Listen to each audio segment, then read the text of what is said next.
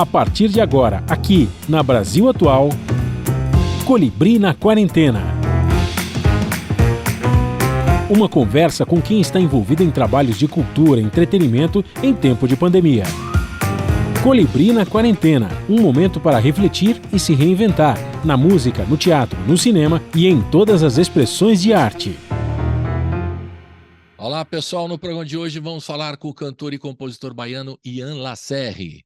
Na área musical desde 2014, ele está preparando o lançamento do terceiro álbum, Meu Único Medo é Primavera, com o single Eu Vim Pra Cantar. Um papo sobre sua trajetória musical, a gravadora sueca que o apoia e a sonoridade do mais recente trabalho, fruto da convivência em São Paulo com novos músicos ao seu redor. Tudo online em casa, ainda na quarentena. Começando mais um programa, e hoje nós vamos conversar com o cantor, compositor baiano Ian Lacerre. Tudo bem, Ian? Bem-vindo aqui na Rádio Brasil Atual, também aqui no YouTube. Ele vai falar do mais recente trabalho, ele está lançando o single Eu Vim Pra Cantar, que faz parte do próximo álbum que ele vai lançar no ano que vem, que chama assim, Meu Único Medo é Primavera. Vamos contar um pouquinho a história do Ian.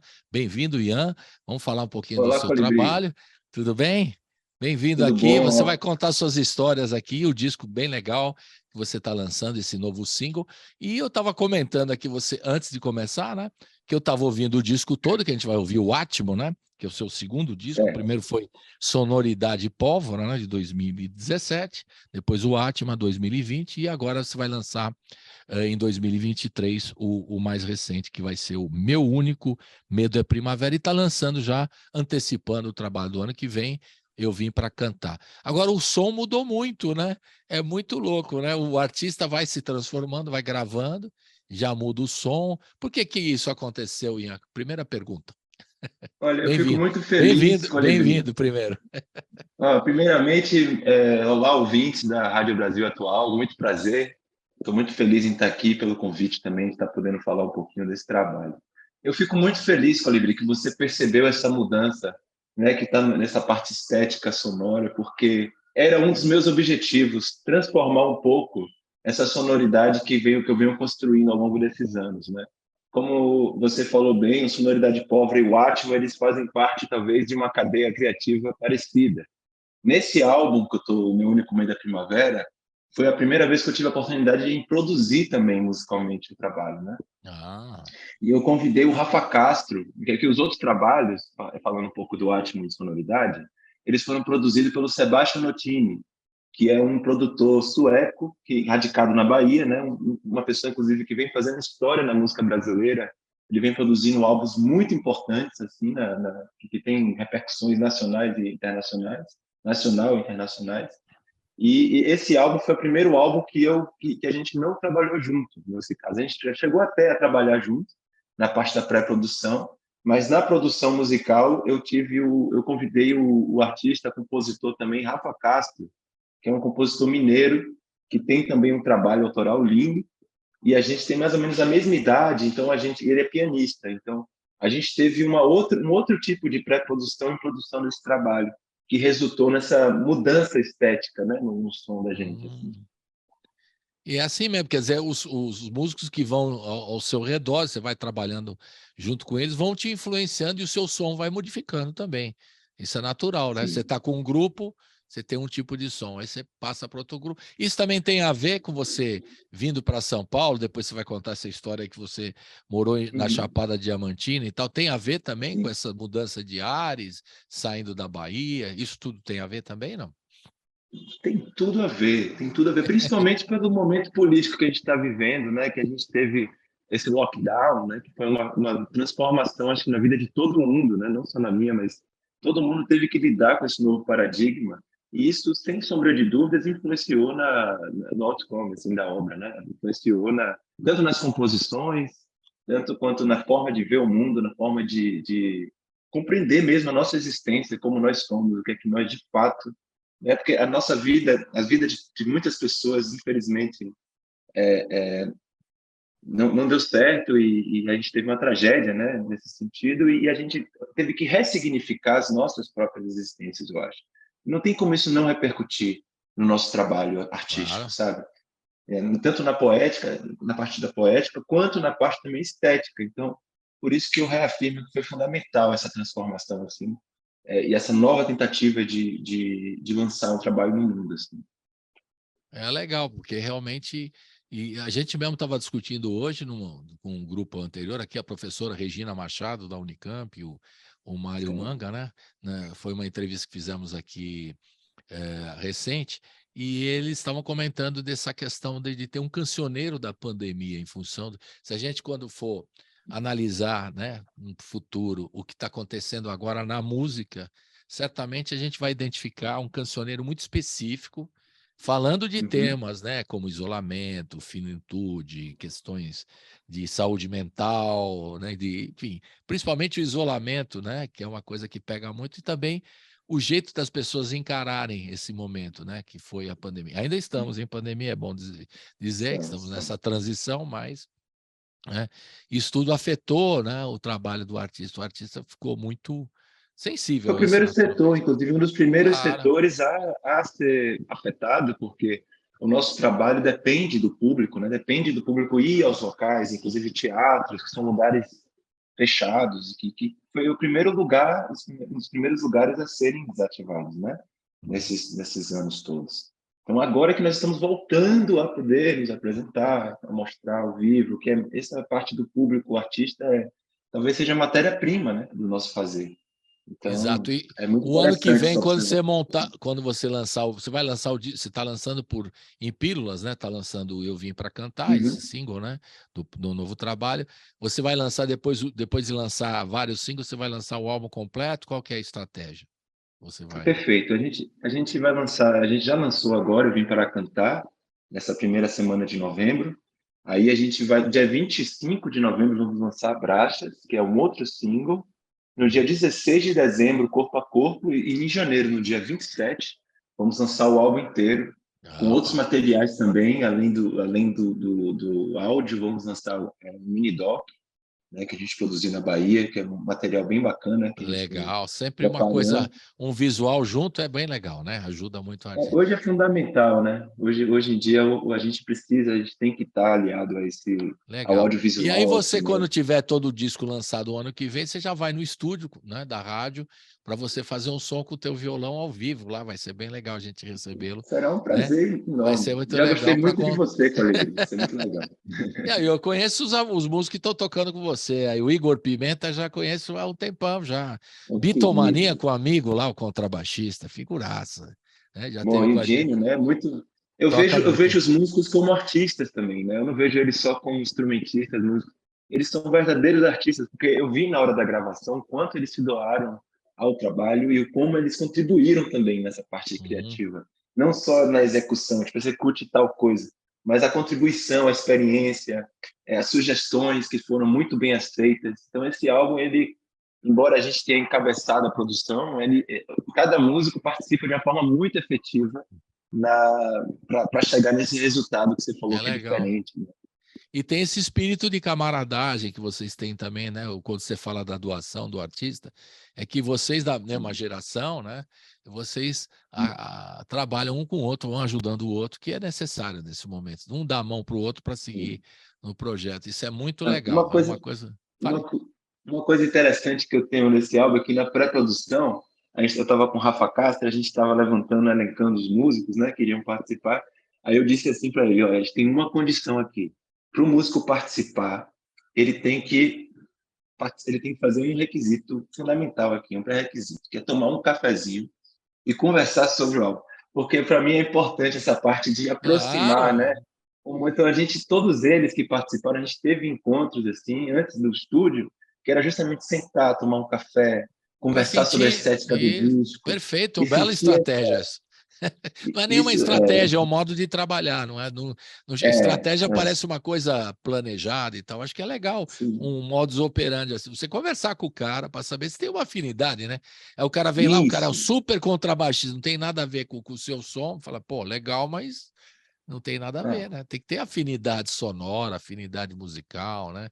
Gostar de Filosófica certa também, existencial, filosofia, que é importante, política também. política, tudo isso é fundamental para a obra, né? Legal. Antes da gente começar a conhecer o seu trabalho, eu já vou tocar duas do disco Átimo, né? E que vem a ser Sem Condições de Navegar e Minha Bahia. Sendo que Minha Bahia é o que deu bastante visibilidade para você, porque é um clipe, você falou que teve muita visibilidade, o pessoal curtiu demais, né? Você gravou lá em Salvador e tudo mais. Então a gente vai ouvir essas duas primeiras músicas do álbum Átimo, né? Depois você fala um pouquinho, você vai falar um pouquinho da sua carreira, da sua história, da família aí toda ligada à música, né?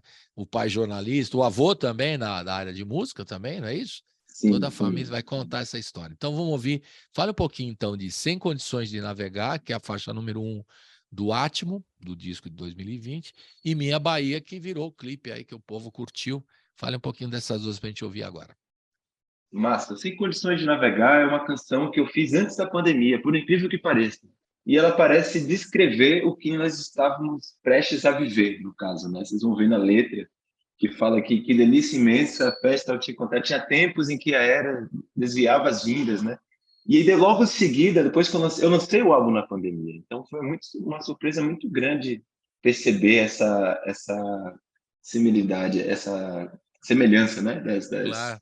Dessas questões. E Minha Bahia, como você falou, é uma canção que realmente abriu caminhos assim para um público novo, que é um público bem diverso, e eu fiquei bem surpreso e feliz, que é uma música realmente muito alta astral, que foi feita de uma forma espontânea, e que eu amo ela hoje, assim, é uma canção que todo mundo pede para eu tocar, e eu sou muito feliz assim com essa canção. Então espero que vocês gostem de toca ouvir.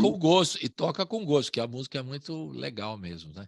E tem todo aquele lance baiano, né? Aquela pegada, né? Inclusive Isso aí do não tem teu como violão, negar, né? do teu violão também, uma coisa assim, né? Eu entrevistei o Roberto Mendes, né? O nosso querido Sim, Roberto Mendes, mestre do grandioso, violão, assim. né? E essa Grande pegada, referência. essa coisa que faz, né, do Ijexá, do Recôncavo e tal, acho uma marca muito bonita do som da Bahia, né? E você traz Isso. isso nas suas canções também.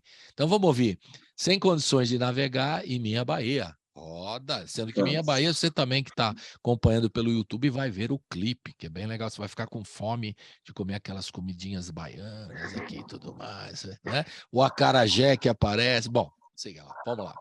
Verão tá Roda! chegando. Verão tá chegando. Caminho à Bahia é uma delícia. Roda! Vamos lá.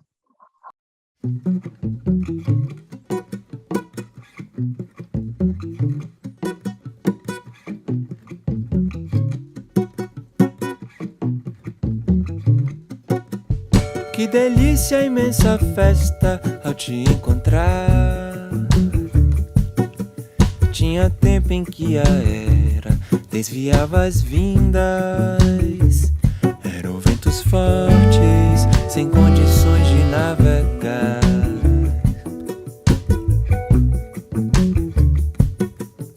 Rajada é sopro de titã que levita pipais. Corte franco da ventada em nossas caras. Corte franco da rajada em nossas vidas.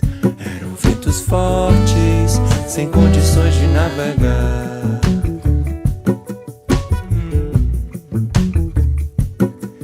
Que delícia, imensa festa ao te encontrar. Tinha tempo em que a era desviava as vindas. Eram ventos fortes, sem condições de navegar.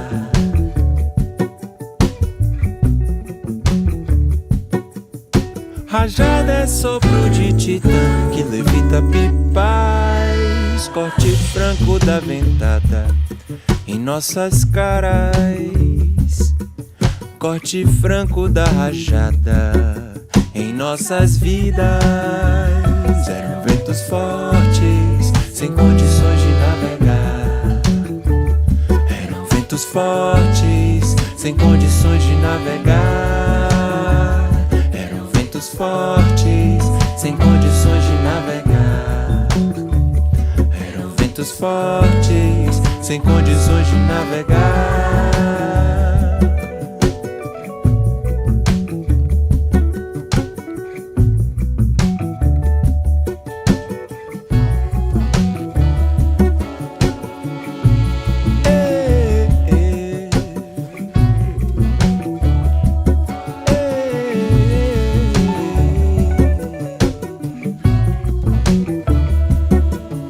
Que delícia, imensa festa ao te encontrar.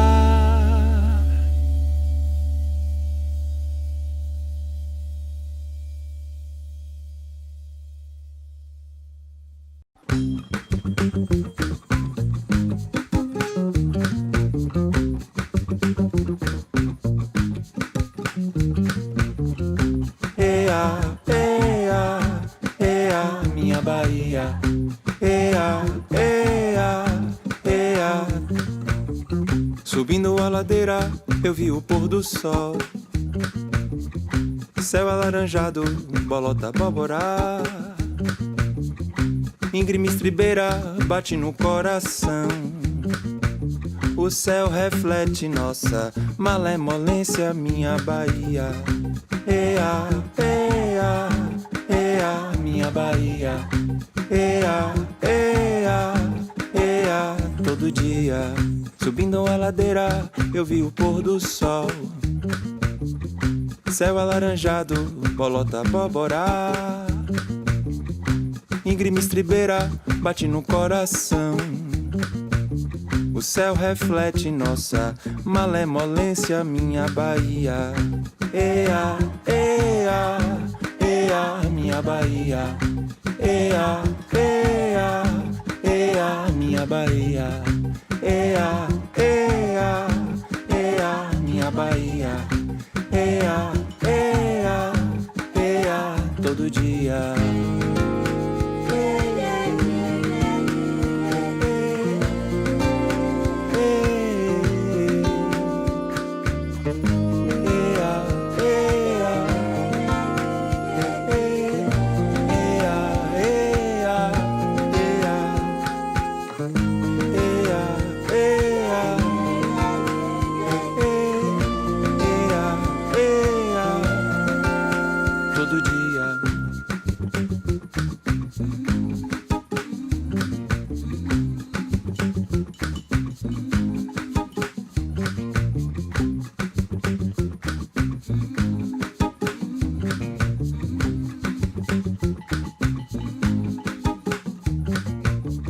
Subindo a ladeira, eu vi o pôr do sol.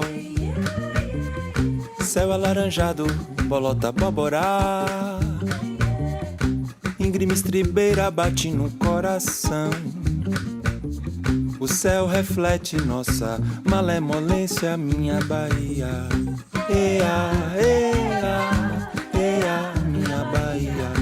Ea, ea, ea, minha Bahia. Ea, ea, ea, minha Bahia. Ea, ea, ea, minha Bahia. Ea, ea, ea, minha Bahia. Ea, ea, ea, todo dia. Ea, ea, ea, minha Bahia. Ea, ea, ea, todo dia. Estamos de volta com o Ian Lacerre. Ele é baiano, mas está morando aqui em São Paulo e vai começar a contar a história dele aqui. A gente já ouviu 2 canções do disco Átimo, né? Sem Condições de Navegar em Minha Bahia. E agora o Ian vai contar a história dele, que tem uma história ligada à música, né? Você nasceu em Salvador mesmo ou nasceu próximo de Salvador? Você é soteropolitano, é isso? Eu sou um soteropolitano mesmo. Soteropolitano, eu falo errado. Nasci no hospital português. Não, é subjetivo isso.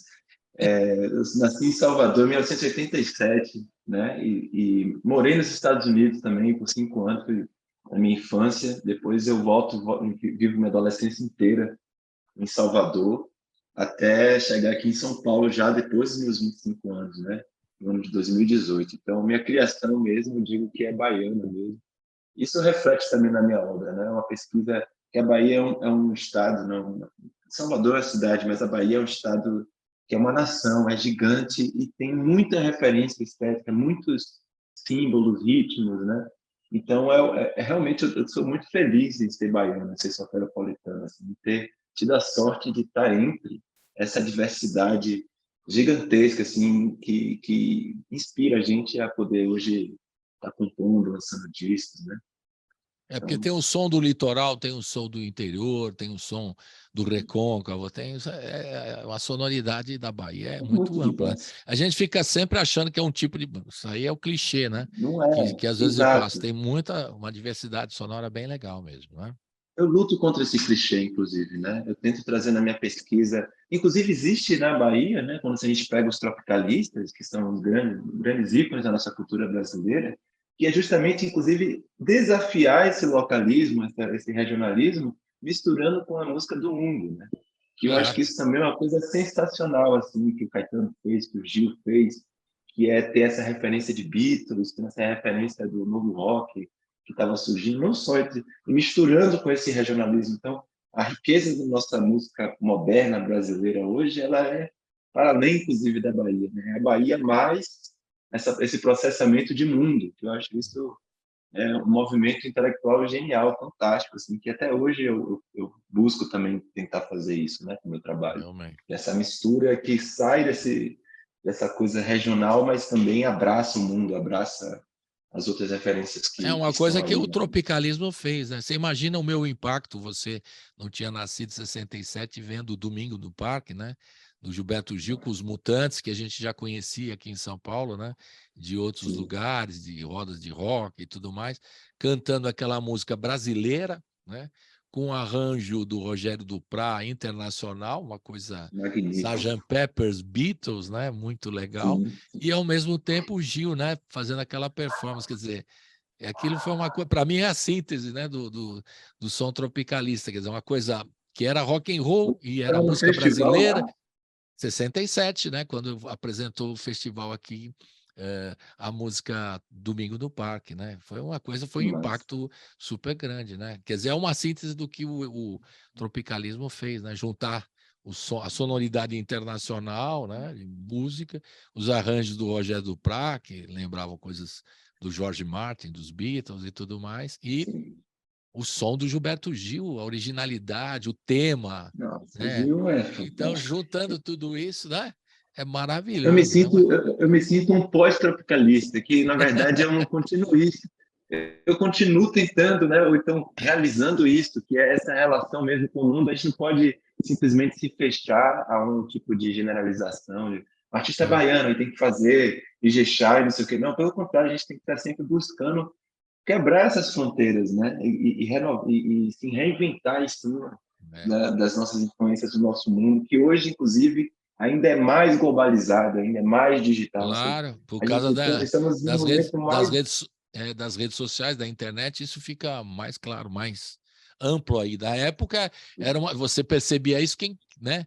Essas influências, né? Porque o Caetano e Gil, eles assimilaram isso de forma incrível e fazendo música brasileira, que o pessoal que reclamava não tinha noção do que eles estavam fazendo, né? Era uma música o Caetano brasileira. fala no livro dele, né, que diziam que ele era comunista, tal, mas na verdade ele dizia que amava a música americana, né? Isso é Ele não verdade. era comunista. Então tem essa coisa. essa, essa loucura. Mas é aquela história do pessoal. Você viveu esses momentos aqui, ainda nós estamos agora mudando tudo, né? Ainda bem, né? Para o ano que vem as coisas melhorar. Das pessoas falarem que esse é comunista, esse é aquilo, é uma forma idiota de classificar, né? Não sabe o que dizer, aí eles começam. Agora vamos falar da sua história. Como é que é? Quem que é que plantou aí no seu som, né, da sua família, a música? Como é que você começou com essa brincadeira aí? Eu sempre falo que começa como uma brincadeira, depois vira profissão, né? Mas aí, como Exato. é que... Pois é, meu avô, Luizinho Lacerre, ele era um seresteiro, né? Ele não deixou nenhum fonograma, mas eu tenho até hoje umas gravações, inclusive está no meu álbum, eu utilizei uma dessas gravações, uma vinheta que eu fiz, e a gente cantava o Parabéns para Você, no aniversário. Ele cantava uma versão de Wilson Batista, que é Parabéns para você, hoje é seu aniversário, que Deus te faça feliz. É uma canção linda, e todo aniversário do primo, do neto, da tia, ele cantava essa canção, era uma grande festa. Eu nunca tinha visto isso antes. Na verdade, eu nunca vi até hoje, depois de meus 35 anos, eu não conheço alguém que faça isso nas festas de aniversário. Ou seja, então, eu sabia, o samba era samba antes de eu saber o que era samba, entende? Então, Entendi. assim, acaba que essa questão cultural, eu fui absorvendo, e era um violão rico. Ele cantava um repertório de pré-bossa, umas seretas, umas coisas antigas, assim, sabe? E que eu ficava emocionado enquanto criança de ver aquela coisa cênica e, ao mesmo tempo, tão verdadeira, porque eu não sabia separar a quarta parede, não tinha palco, era sala, sabe? Claro, claro. Então, isso tudo... E meu pai foi inspirado também pelo meu avô, que é compositor. Meu pai já é compositor, meu avô era intérprete, né? Meu pai tem obra gravada, tem músicas incríveis, lindas. Até hoje ele compõe, inclusive, mas ele é jornalista, ele leva ao ofício como jornalista como principal. E aí vem eu, no caso, da terceira geração dessa história, que já começa a compor e gravar discos, né? Então eu vejo uma crescente, assim, não sei se é crescente, mas um caminho A que vai se continuidade desabrochando. da influência, né? O avô seresteiro, o pai compositor, e você virando profissional, Sim, né? O seu pai virou jornalista, mas ninguém era profissional. Você sim. que é o único profissional, não é isso? Ou teve Isso, mais isso. profissionais da área? Hoje eu vivo de música, né? Eu posso dizer que sou profissional porque eu vivo da minha arte, é o que eu faço, né? Que eu decidi fazer como minha vida, como meu ganha-pão e tudo mais. Legal. E além do som lá do Wilson Batista, do seu avô, seresteiro, o que você ouvia em casa com o seu pai que marcou? E qual o momento que você fala, vou virar músico? Foi fora do Brasil, quando você foi para os Estados Unidos, ou quando você voltou, quando você veio para aqui, para São Paulo? E que momento é que dá aquele estalo que você decide? É isso que eu quero. Quando Ó, foi? foi na Bahia, pós Estados Unidos, foi na Bahia. Eu fiz filosofia, fiz administração, fiz alguns cursos de universidade. Eu saí fora deles, na verdade, e eu tinha uma banda, já tinha começado a tocar não tão profissionalmente com a banda chamada Neurologia. E aí, Como depois que que eu é? fiz Fala o nome filosofia, da banda, não peguei bem. Neurologia. Era uma banda, Eu era um sempre pop acho. rock brasileiro. Eu gosto do nome das bandas, o cara Não, fala não, rápido, porque acho que é feio. não. Não, a banda é. Tal. Não, fala direito aí o Eu que nome da criei, banda. não, então eu fico meio envergonhado, mas tudo bem. Aí eu fiz a gente cantava, né, em bares, em Salvador, e tal. Só que até então era um trabalho meio que paralelo para todo mundo na banda, né? Ninguém de fato tinha, um era engenheiro, o outro fazia sonografia, eu mesmo estudava outras coisas. Então, e aí teve um momento que eu decidi realmente assumir isso lá para o ano de 2011, que eu gravaria um EP, e a partir daí minha vida começou a virar. Eu recebi convite de gravadora, e aí eu gravei o Sonoridade Pólvora, e a partir do momento que eu gravei o disco, né, que é a publicação desse álbum, Sonoridade Pólvora, em 2017, mas é um projeto de 2014, que demorou muito, inclusive, naquela época, e essa gravadora sueca, né, chamada Jabo, que me convidou, que quis lançar. Aí eu descobri que esse álbum foi parar no... Descobri não, né?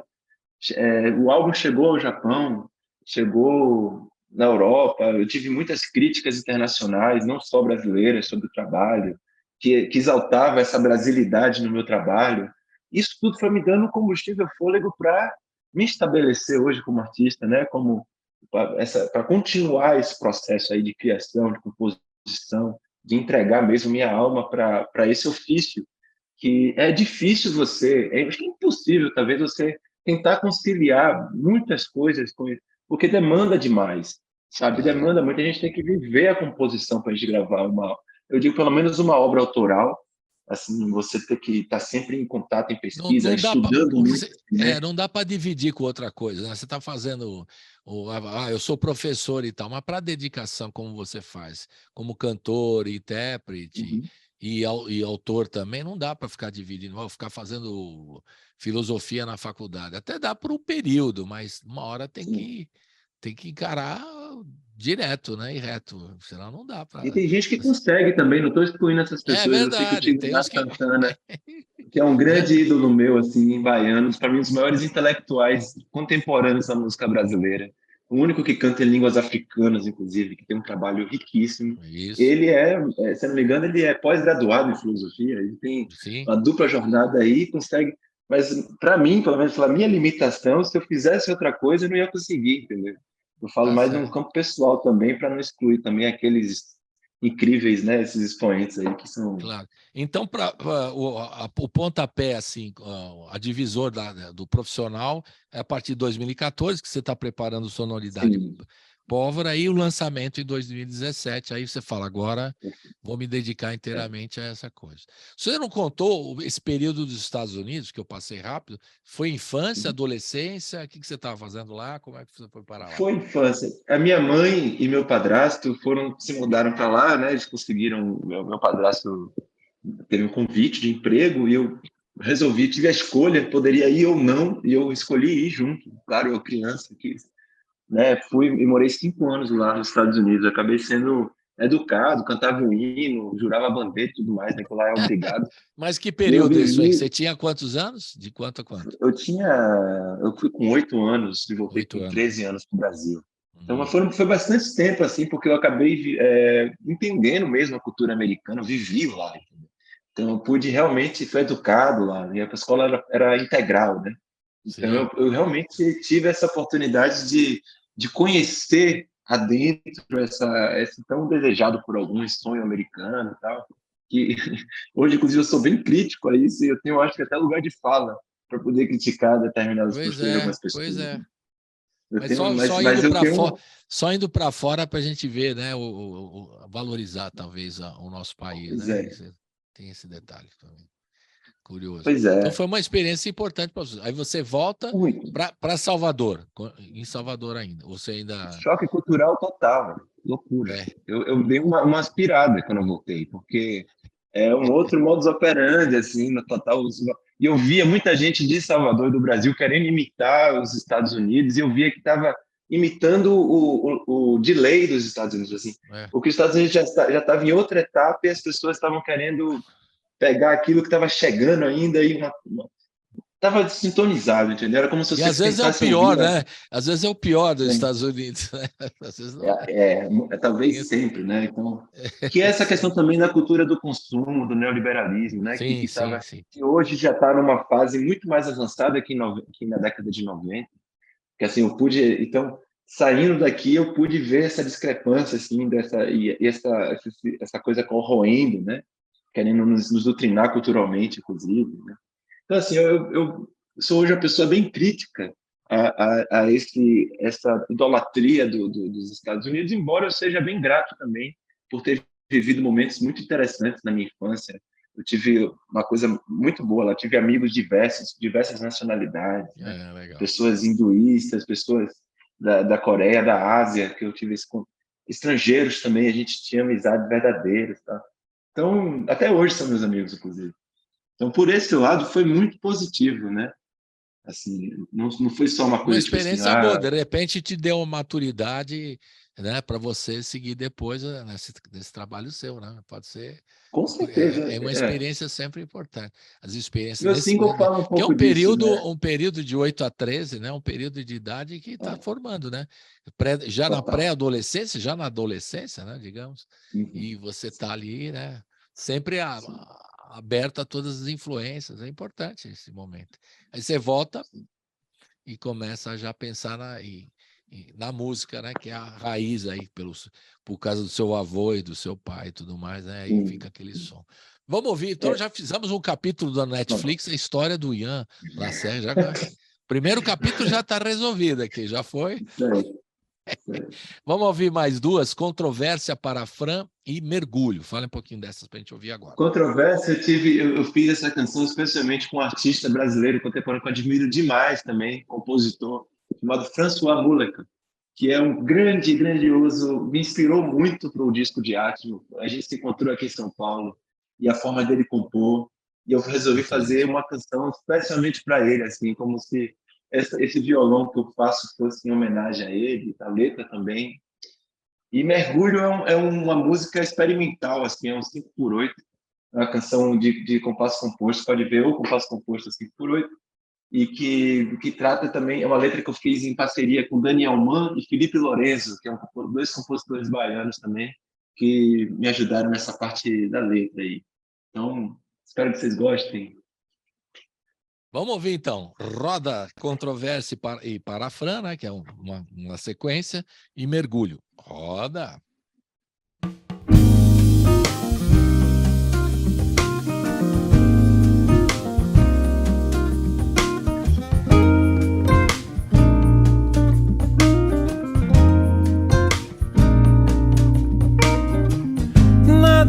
que disse entrou na minha cabeça. Estamos com problema na comunicação. Tudo que desenha não condiz com minha letra.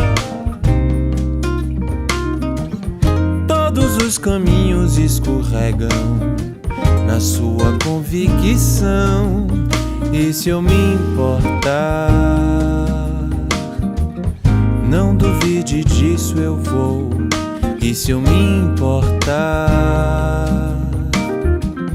não duvide disso, eu vou. Eu vou mergulhar,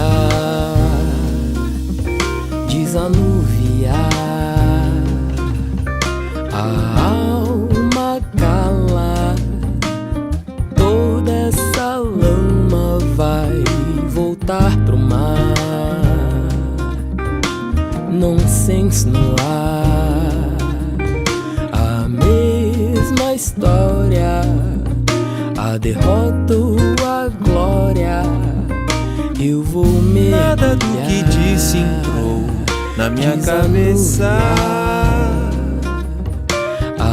Estamos com problema na communication. Toda essa lama vai voltar. Tudo que desenha não condiz com minha letra. Todos os caminhos escorregam na sua convicção. E se eu me importar, não duvide disso, eu vou. E se eu me importar, não duvide disso, eu vou.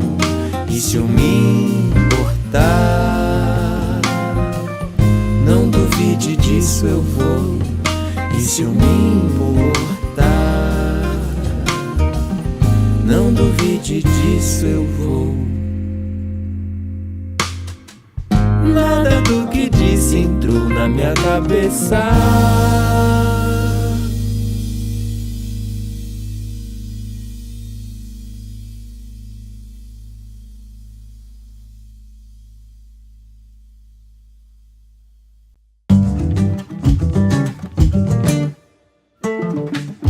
Cada praia dá pra ver toda gente besuntada de dendê. Cada corpo, cada forma, todo mundo é pra valer. Pra dar praia tem de ter mar sem sombra e um azul de abastecer. Pele, alma, corpo salga, doura a tarde, faz ferver. Na quentura, no sorriso, eu me banho de prazer. Pelas águas, no espelho, eu mergulho em você.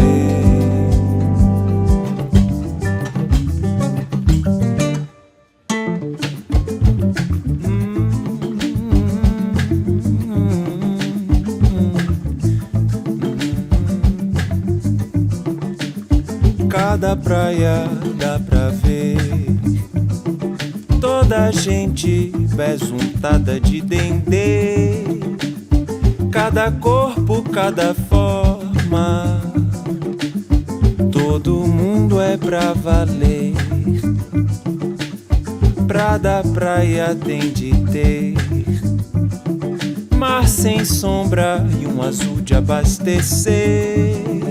Pele, alma, corpo salga, doura a tarde, faz ferver. Na quentura, no sorriso, eu me banho de prazer. Pelas águas, no espelho, eu mergulho em você. Na quentura, no sorriso, eu me banho de prazer. Pelas águas,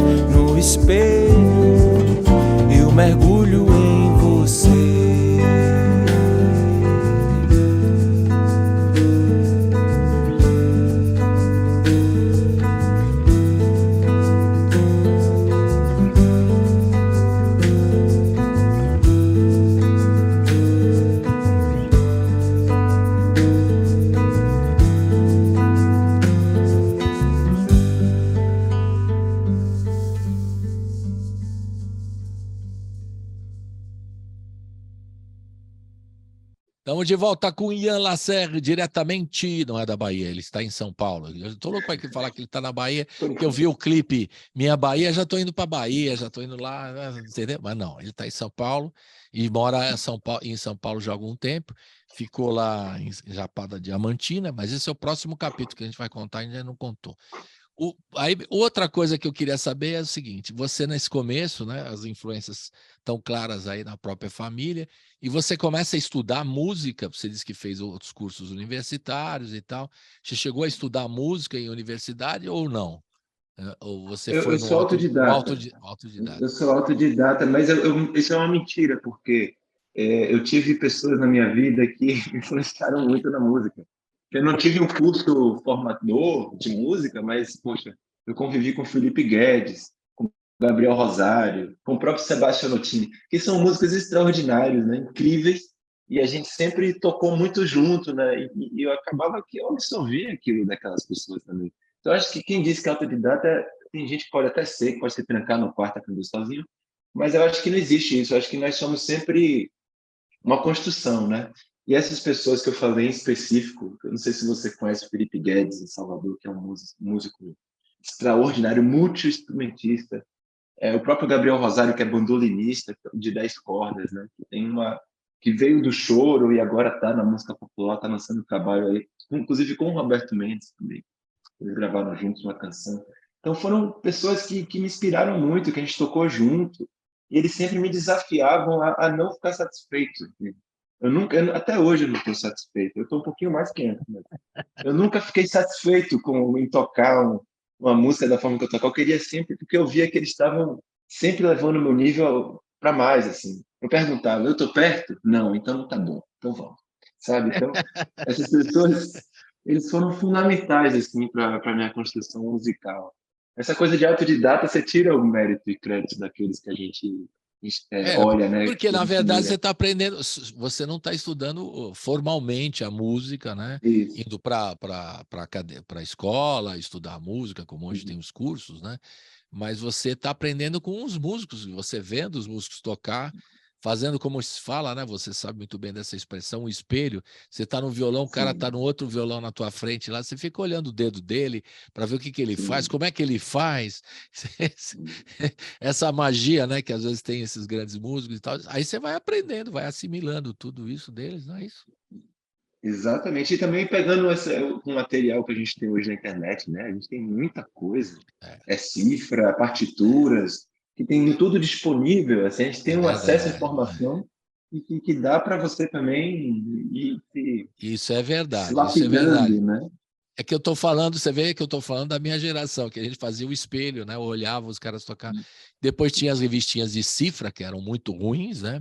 Todo mundo deve ter te falado isso, né? Peguei um pouco dessa... Era muito ruim. Mas hoje tem você disse bem, hoje tem na internet os tutoriais, né? Então você vê coisas assim, por exemplo... Eu não bebi muito de tutorial, não. Eu bebi mais de acervo mesmo. Tem um songbook de Almir Shadiak, que tem as obras completas tenho aqui também. De Chico Buarque, de Tom Jobim, que foram da Bossa Nova, do Gilberto Gil, do Caetano Veloso, tem tudo isso aí, tá vendo? É importante. Eles só não ensinam como é que é a mão direita, né? Mas a mão esquerda... isso é verdade. Bem colocado. Esse truque eles não ensinam. Mas tem... Além disso, né, você falou muito bem dos songbooks, os tutoriais também ajudam, porque você olha a mão direita, inclusive, tem professores que explicam, né? E acontece isso, mas tem também outros truques que só com o próprio músico que você vai aprender. Por exemplo, eu entrevistei o João Bosco, e eu tenho aqui o songbook, né? Eu falei, João Bosco, não acerto uma sua, quer dizer, nunca vou acertar, porque aquele violão dele é a mão direita, como você acabou de dizer, né? Fundamental. Aí ele contou no tutorial que ele fez durante a pandemia que ele afina tudo diferente, pô. Por isso que a gente não sabe fazer. Eu brincando, falei, agora eu descobri porque que eu não sei fazer, João Bosco, é que você... Agora eu tenho uma amiga... Ele deu risada, porque ele faz afinações incríveis, mudanças de afinação, para tirar, além do talento maravilhoso, de saber tocar incrivelmente, tem umas coisas que é próprio do som dele, né? Fala aí, desculpa. Falando do João Bosco, eu não era nem... Desculpa tentar cortar, mas tem uma amiga minha aqui em São Paulo, que toca e canta João Bosco como eu não vejo ninguém cantar, que é a Bruna de Moraes. Sim, A Bruna conheço. Moraes. É. E não sei se você já viu ela cantando a nível D, que é uma coisa extraordinária. Eu falo, velho, eu prefiro até a versão dela, sabe? Que é tão lindo, tão maravilhoso. E ela é uma das poucas que consegue cantar tão bem Aldir Blanc e João Bosco. Pois é. Era só uma adenda que eu fiz. Mas é verdade, tem essas coisas, os truques que os músicos, né? Você convivendo com eles, né? Agora, como eu disse, o João Bosco abriu o coração, mostrou todos os violões que ele tem na casa dele durante a pandemia, Sim. né? Aliás, ele estava bem triste na entrevista que eu fiz com ele por causa da morte do Aldir Blanc, né? Ele disse que estava saindo só música melancólica e tal. Estava bem, naquele período que eu conversei, estava bem difícil, estava bem triste mesmo. Mas aí ele começou a fazer esses tutoriais explicando afinações, né? Afinações do violão, truques, né? O próprio Roberto Mendes, aí, que é o seu ídolo também aí da Bahia, o cara tem altos truques, né? Aí eu perguntei como é que foi essa Eu já tive batida a aí do violão oportunidade de baiano, conhecer ele. aquele violão, essa batida. Aí ele conta a história que ele viu um cara tocando, você vê como tem a ver? Ele viu um cara tocando na Bahia, no Recôncavo, e aí ele pegou o som desse cara e foi aprendendo com ele, né? Quer dizer, tudo a ver Sim. com o que E nós ele estamos viu o falando, Roberto né? toca baixinho. Ele toca baixinho, ele não tem unha. Outro que não tem unha é o Toninho Horta, né? Que Pois eles é, tocam, eles falam, eu gosto do violão espanhol brilhante, mas sem unha, é justamente para fazer essas notas mudas, pois essas é. figuetas, que para mim também eu bebi muito disso aí, né? São completas inspirações para mim. Estamos contando toda essa história para mostrar do trabalho autodidata, como é importante, né? Que a gente está Sim, falando, sim. é a convivência com o músico, mas hoje, como você Sim. falou, tem tecnologias aí que o sujeito pode aprender mais facilmente, mas nada como a convivência com um grande músico, né? Você ouve, Mas as tecnologias também não ensinam dinâmica, por exemplo, né? claro, aí O vamos contato aquela, humano ele é fundamental ainda. As né? tecnologias elas não substituem, elas acrescentam, elas são mais uma fonte de, mas ainda é importante se cercar daqueles, Então, o né? Igor Pimenta foi lá na rádio com aquele contrabaixo grandão dele de pau lá, que ele Sim, toca com você. Eu fiquei louco para tocar contrabaixo, mas não dá, pô.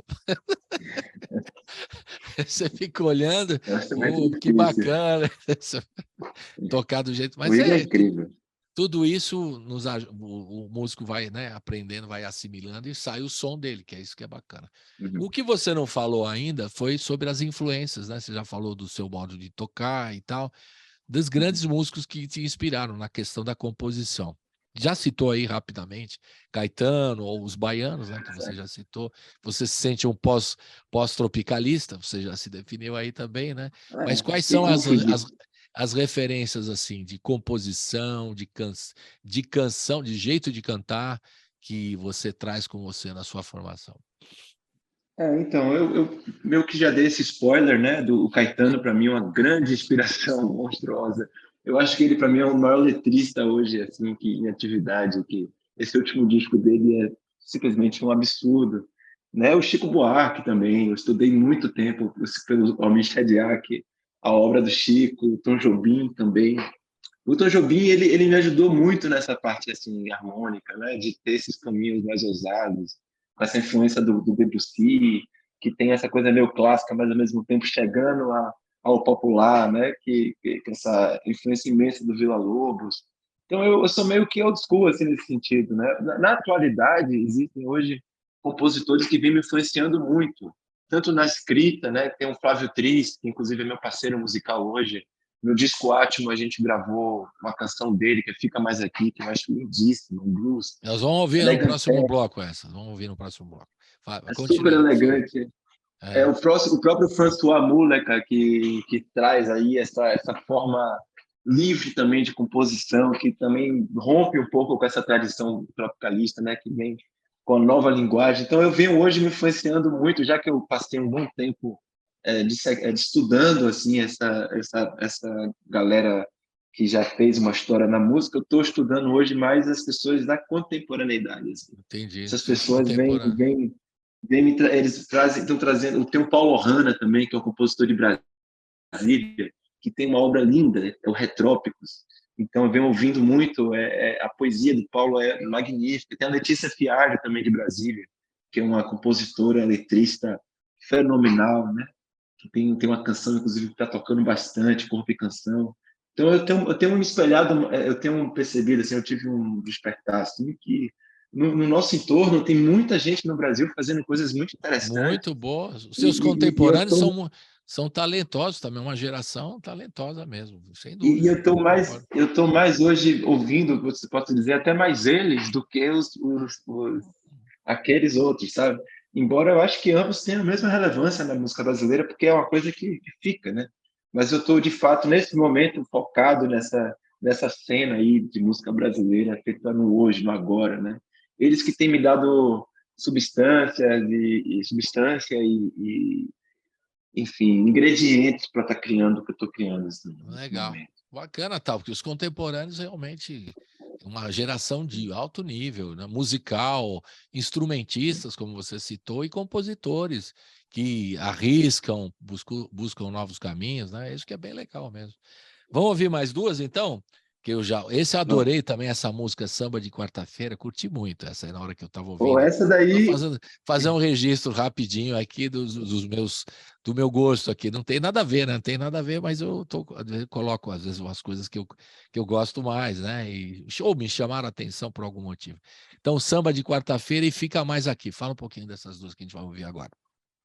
Samba de Quarta-feira está bem conectado com essa influência do Roberto Mendes, né? Que é uma chula misturada com baião, né? Eu fiz uma fusão aí de ritmos, né? E essa canção é minha, do Gabriel Rosário, que é aquele bandolinista que eu mencionei, e Tiago Lobão, que é um poeta, artista também, baiano, letrista de muitas composições lindas. E é um samba que eu gosto muito, Samba de Quarta-feira. A canção Fica Mais Aqui é essa parceria com o Flávio Tris, a canção é dele, e eu tive a alegria de gravar com ele em Salvador, esse blues aí que eu sou muito fã. Vamos ouvir. Primeiro, Samba de Quarta-feira e Fica Mais Aqui. Roda!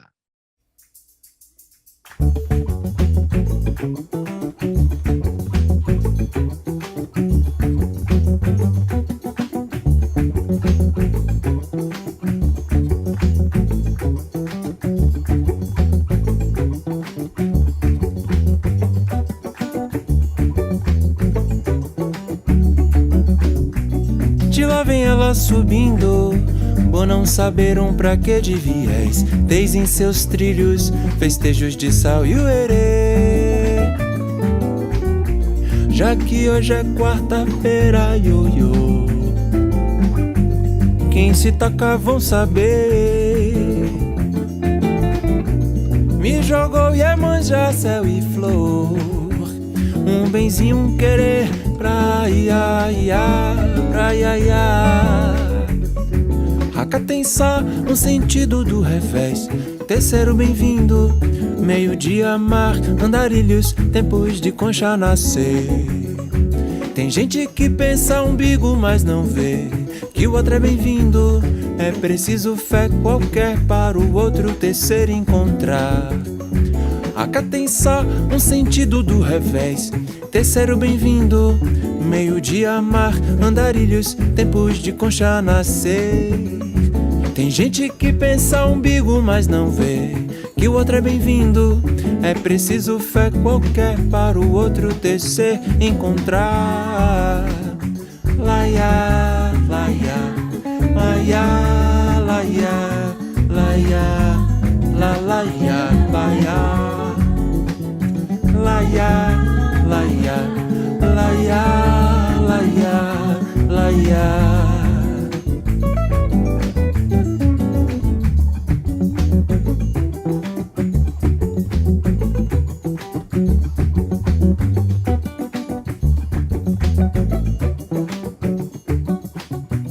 De lá vem ela subindo, bom não saberam pra que de viés. Desde em seus trilhos, festejos de sal e uerê. Já que hoje é quarta-feira, ioiô, quem se toca vão saber. Me jogou Iemanjá, céu e flor, um benzinho, um querer pra ia, pra ia. Acá tem só um sentido do revés. Terceiro bem-vindo, meio-dia mar, andarilhos, tempos de concha nascer. Tem gente que pensa umbigo, mas não vê que o outro é bem-vindo. É preciso fé qualquer para o outro tecer, encontrar. Acá tem só um sentido do revés, terceiro bem-vindo, meio-dia mar, andarilhos, tempos de concha nascer. Tem gente que pensa umbigo, mas não vê que o outro é bem-vindo. É preciso fé qualquer para o outro tecer, encontrar.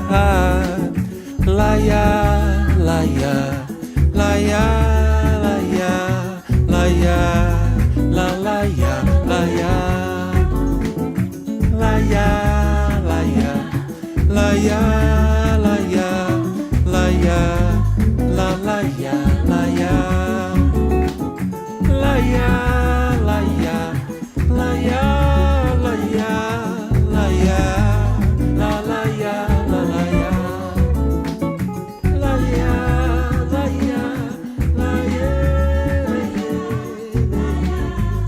la laia.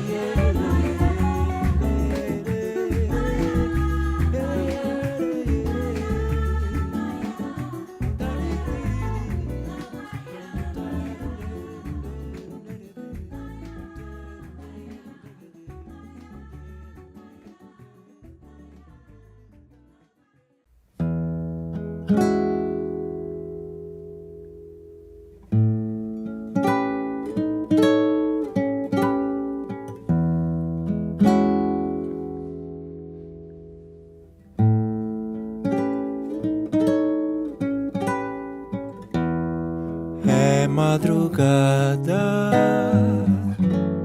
lua crescente,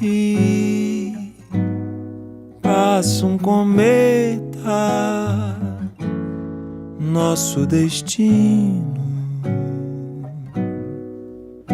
Ouve esse canto meu, fica mais aqui.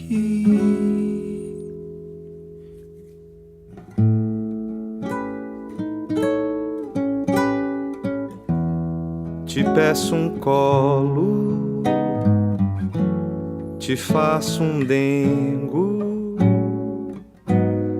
bebo a memória,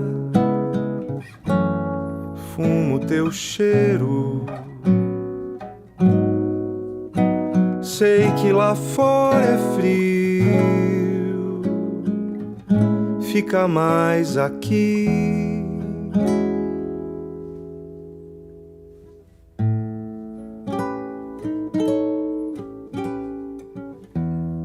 Contas mentiras, ouço com gosto, vê nossa estrela, segue morrendo. Tão breve a estação, fica mais aqui.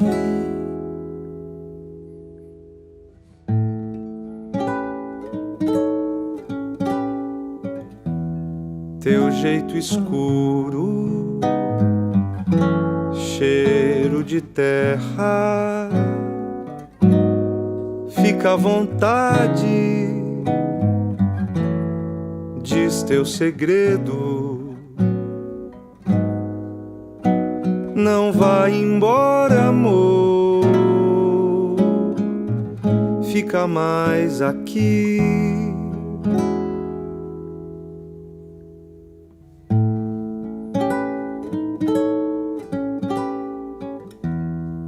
Olha os meus olhos fora do tempo, sei dos naufrágios, sou tua menina, te quero sempre em mim, fica mais aqui.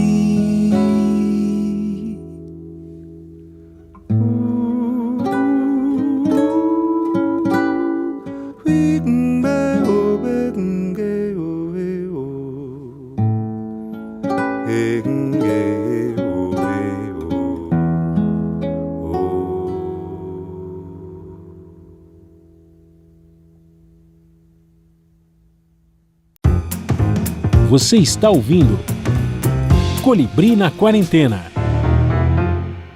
Voltamos para conversar com o Ian Lacerre. Ele está lançando o disco, o single, né? Do disco que vem por aí, que chama-se, o próximo disco chama-se Meu Único Medo é Primavera. O título é ótimo, parece o nome de um filme, né? Obrigado. Pois é. Mas a gente viveu um filme. Eu acho que é um filme. Mas ele está lançando o single, eu vim para cantar, que a gente vai tocar no fim do programa aqui, né? Que é o lançamento mais recente. E durante esse ano ainda vai lançar mais alguns outros singles. E o ano que vem a gente vai estar no estúdio, né, Ian, para você mostrar o disco inteiro, completo, ao vivo com o seu violão, para a gente curtir mais ainda. Um maior prazer. Legal. Adoraria. A gente está falando do disco todo, né? E eu queria saber, na trajetória sua, como é que foi? Você fala desse selo sueco, mas eu não entendi bem como é que ele surge para você. Explica para mim. A Jabo já estou trabalhando há 10 anos com a Jabo, né? Esse é o terceiro disco que a gente está fazendo junto. E surge de uma forma muito espontânea. O Sebastian também, que era o produtor do disco antigo, ele é sueco, né? Eles tinham uma relação. Mas eu gravei uma canção ao convite do Sebastian Nutini, chamado Rio Bahia, da Sonoridade Pobre, e a gente fez um vídeo de YouTube, que é bandolim, violão e triângulo, né? Praticamente com a produção do Sebastian. É super minimalista, mas é uma música muito bacana. E o Peter, que é o responsável pelo selo, o dono do selo, viu a música e falou, cara, quero trabalhar com esse cara. Ele entrou em contato com a gente. E aí, desde então, a gente não parou de trabalhar. A gente vem fazendo, lançando, produzindo essas obras juntos, e tem sido muito interessante, assim, para mim, como artista, ter essa plataforma, né, que possibilita, né, esse trabalho de gravação, de estúdio, que pouca gente sabe, mas é um trabalho hiper complexo, não deixa de ser um trabalho de produção executiva, um trabalho de produção musical que engloba orçamento, é um planejamento que você faz, e é um projeto como qualquer outro, né, de qualquer outra área. Mas então, o selo, ele tem sede na Bahia, em São Paulo, no Brasil? Como é que ele funciona? A sede é em Malmö. Ele estava entre Berlim e Malmö lá. E a gente, inclusive, eu não conheço o Peter pessoalmente. A gente se fala muito por e-mail. É muito curioso essa relação assim que a gente tem. Então, e a gente vem construindo junto, a gente vem criando mais confiança, vem criando mais.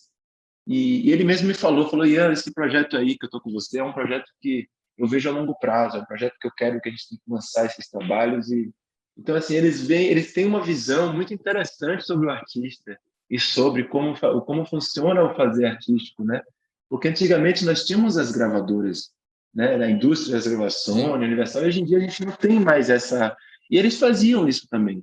Às vezes eles pegavam um artista e gravavam um disco, depois gravava outro, até que a gente precisa dessa experiência com o estúdio, a gente precisa dessa experiência com esse fazer, que é diferente de tocar ao vivo.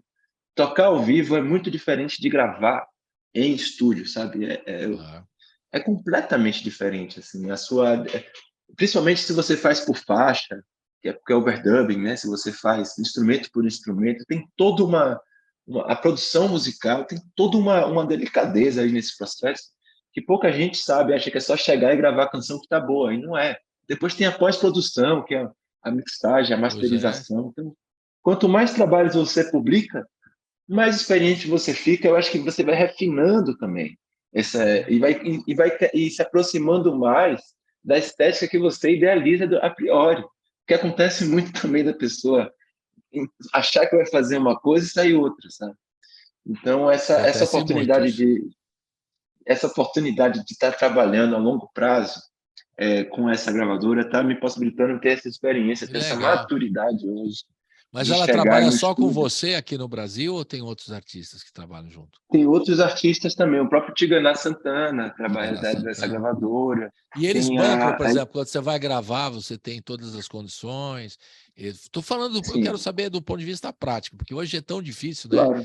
Os artistas todos são independentes para ter esse apoio, é muito difícil. Por isso que eu estou curioso em saber.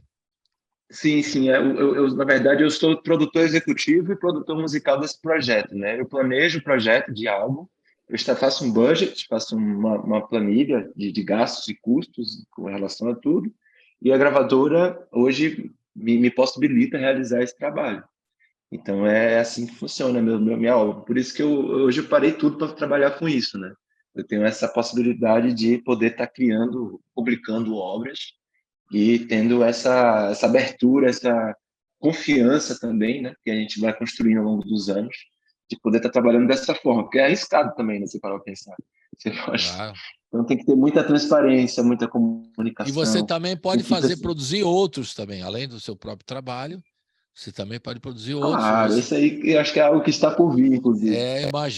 Imagina que aí te dá uma Isso é vontade algo que já está rolando. Eu amo estúdio, cara. Eu amo produção musical. Essa é uma coisa que eu adoro tocar também ao vivo. Mas essa parte de estúdio, de planejamento, de saber alocar verba, de escolher músicos, que é esse processo gigantesco que demanda uma organização, eu amo fazer isso. Assim. Eu me descobri realmente no mundo fazendo isso. Então eu acho que o universo vem abrindo portas para mim nesse sentido, né? Então eu espero, assim, né, na próxima vez que nós nos encontrarmos, assim, eu estar já anunciando uma outra curiosidade, eles vão lançar CD físico, por exemplo, esse trabalho todo vai ter... Eles lançam físico, porque eles não abandonaram, então. O pessoal lá da Suécia pensa em CD físico, porque aqui parece que o pessoal já não quer mais... Parece que o pessoal aqui não quer mais saber, né? Porque todo mundo que eu entrevisto, não vamos lançar, não vamos gastar dinheiro com isso é besteira e tal. Tem uns que ainda ficam, assim, com a possibilidade de lançar um vinil, né? Existe também essa vontade e tal, mas o custo é alto, então tem sempre essa discussão. Mas muito, por isso que eu estou querendo saber mais detalhes aí do selo, porque as pessoas hoje não estão nem lançando o CD físico, não querem saber, né? E parece que vocês vão lançar. Eu vou ser bem franco, assim, eu lance que depende muito do produto também, sabe? De que tipo de mercado você está também alcançando. Eu lancei um vinil do Atmo, ainda existe, inclusive você pode comprar na internet, né? Eu acho que tem que importar agora, que no Brasil acabou. Mas eu tive essa alegria de realizar esse sonho, de gravar o vinil. Eu tenho aqui, que é o... Pô, é uma vitória, é uma coisa linda quando você vê. Né? Eu mesmo coleciono vinil, eu e minha companheira, a gente vai pro garimpo pegar vinil de João Donato, essa galera até esse virou já, eu vejo que não é uma coisa que é uma crescente, assim, no mercado de vinil funciona, e o seu retorno, você vai ter retorno mesmo financeiro, porque é um produto que tem um valor mais alto e tal. O CD eu vejo hoje muito mais como um produto de merchan, assim. É mais para press kit, para você vender em show, mas o que acontece é que a maioria das pessoas não tem nem mais onde tocar o CD, né? É o que me dizem, né? Que o pessoal... Mas é um produto mais barato também. Eu conto sempre a mesma história. O cara fala, o carro novo não tem mais lugar para pôr o CD. Eu falei, mas ainda não tem um carro novo. O meu é velho, ainda tem lugar para pôr o CD.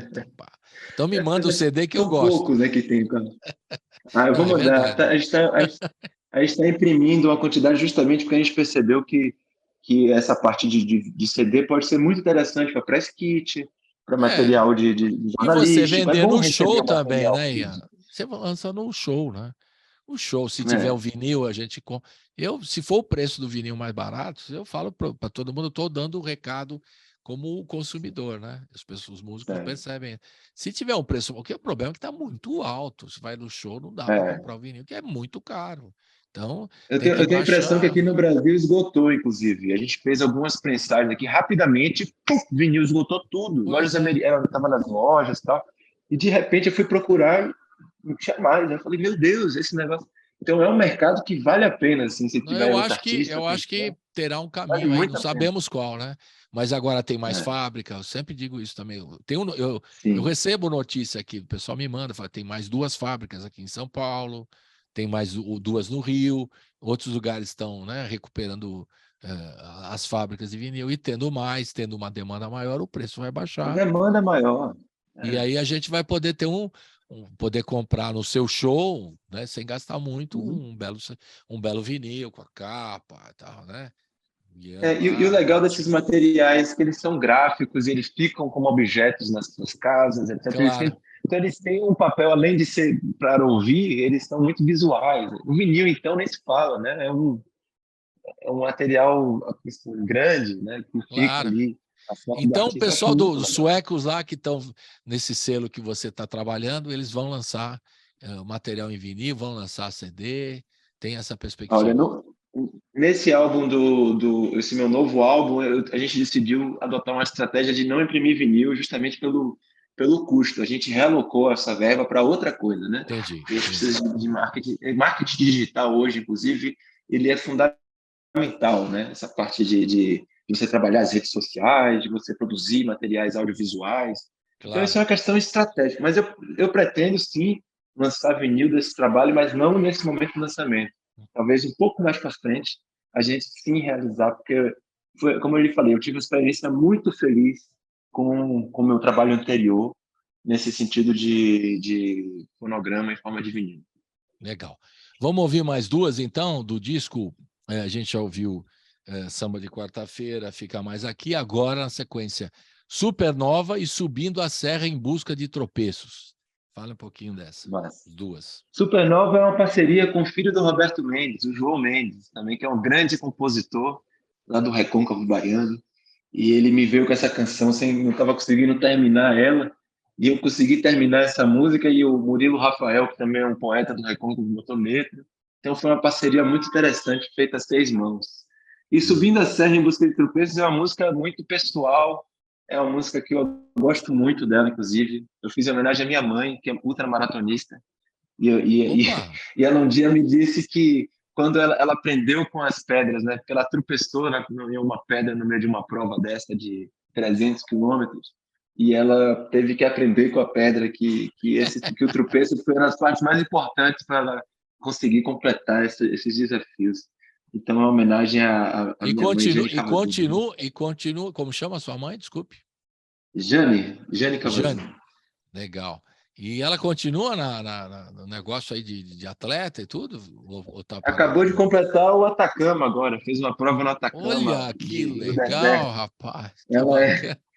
Ela além de ser empresária, ela é incrível, é uma inspiração máxima para minha vida. Que legal, Atacama, já fiquei com sede, só de lembrar do Atacama, fiquei com sede aqui. É uma loucura, isso aí daria uma outra entrevista só sobre isso. Porque... Então vamos ouvir então, Supernova, que você já falou, é sua com o João Mendes e o Murilo Rafael, e Subindo a Serra em Busca de Tropeços, que é só sua. Vamos ouvir então agora. Roda!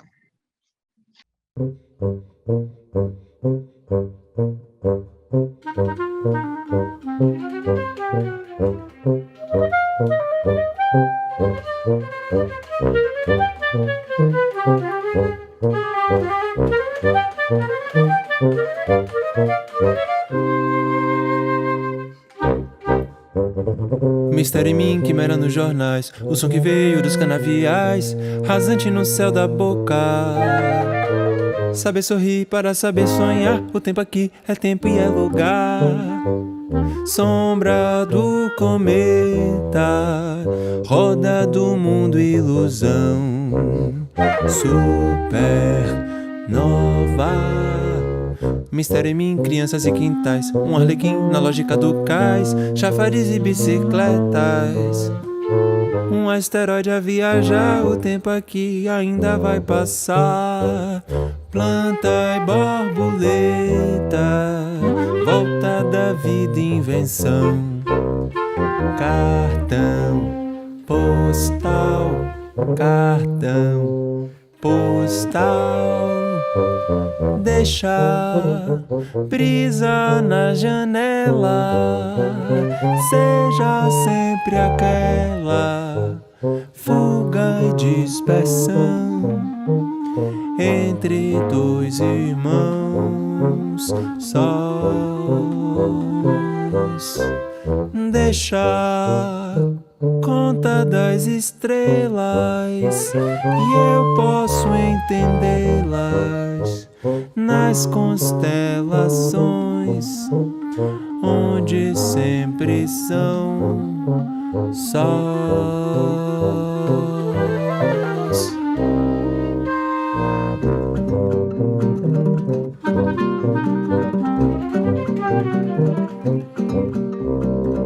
Mistério em mim, crianças e quintais, um arlequim na lógica do cais, chafariz e bicicletas. Um asteroide a viajar, o tempo aqui ainda vai passar. Planta e borboleta, volta da vida e invenção. Cartão postal, cartão deixar brisa na janela, seja sempre aquela fuga de dispersão entre dois irmãos sós. Deixar contadas estrelas e eu posso entendê-las nas constelações, onde sempre são sós.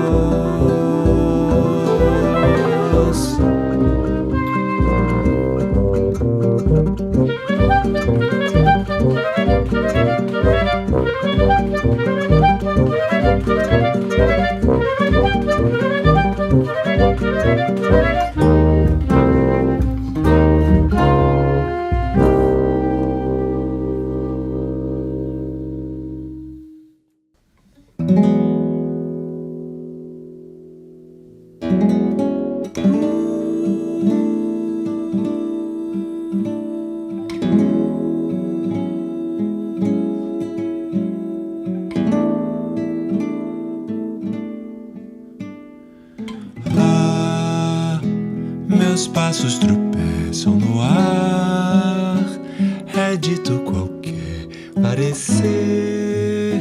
Como fazer te esquecer que o medo é de retroceder?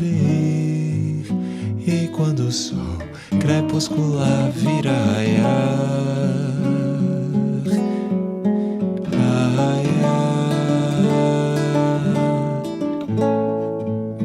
o tempo tende a fincar, a era rejuvenescer, e a nuvem que vimos passar bailando. Nuvem, pássaro passando, minha mente quase derreteu. Brilharam dois sóis para mim, verdade eu vejo enfim, só você pôde no olhar.